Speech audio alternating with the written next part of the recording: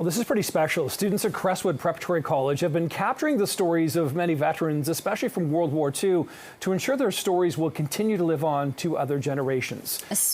Spearheaded by teacher Scottt Masters, some of these stories will be shared at the school later this morning. And two of these students include Cheney Lee and Sydney Ross, and they join us live now on CP24 Breakfast. Good morning. Thanks so much for joining us this morning.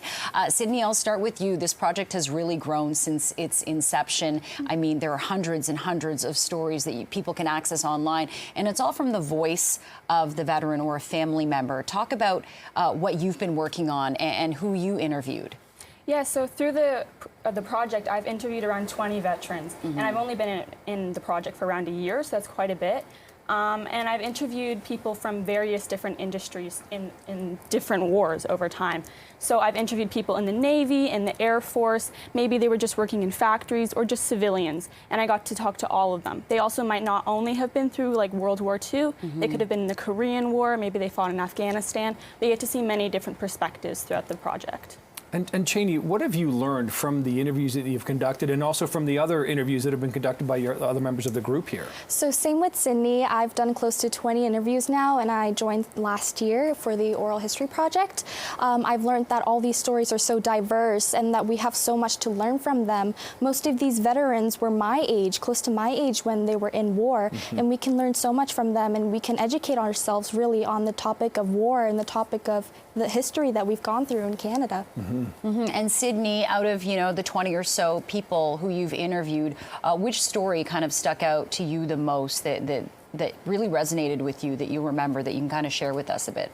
Yeah, well, one of the first interviews I conducted was with a woman, and her name was May Creer, and she worked in the factories during the war. So she was a Rosie, like one of the Rosie the Riveters, and she built planes. So she built a B-17 plane, was what it was called, and that really resonated with me because she was a woman during the war, and she talked about the experiences she had as a female. So she talked about the sexism she endured, and she talked about the pink slips, which are basically when they got fired after the war, so men could come and take their place. Oh wow! And she just talked about the different things that women had to go through so that me, as a 15-year-old girl, could live in the world I do today and have the rights that I have today. And it's interesting because 15-year-olds kind of get this rap that they don't know about the war or sort of aren't necessarily that educated about it. What do you think it means to the veterans that there are 14, 15, 16-year-olds talking to them, trying to learn from them? Like, what have you picked up from that, Janie? So definitely the veterans nowadays, they don't really receive as much recognition as they once did as history goes by. So when 15, 16, 17-year-olds are now interviewing them, it really shows to them that, yes, we do care and that their stories are significant and that we are listening to them and that, we can access these stories online where even more people like our age group could access it and show that they do care and learn from it. Can you be specific about where people can find that? Because if people are watching now, they might be really curious. So there is this website called the Oral History Project done by the Social Studies Department in Crestwood as well as Scottt Masters, and you can access it there and you can see hundreds, thousands of videos of veterans, not just from World War II, but also the civilians from the Holocaust and also from the Korean War, the Afghanistan War, and so much more that you can access online. Yeah, I noticed that there were a lot of categories that you can search for. Definitely. So obviously this is a very sophisticated, database that's been set up from Afghanistan to Dieppe, but mostly World War II.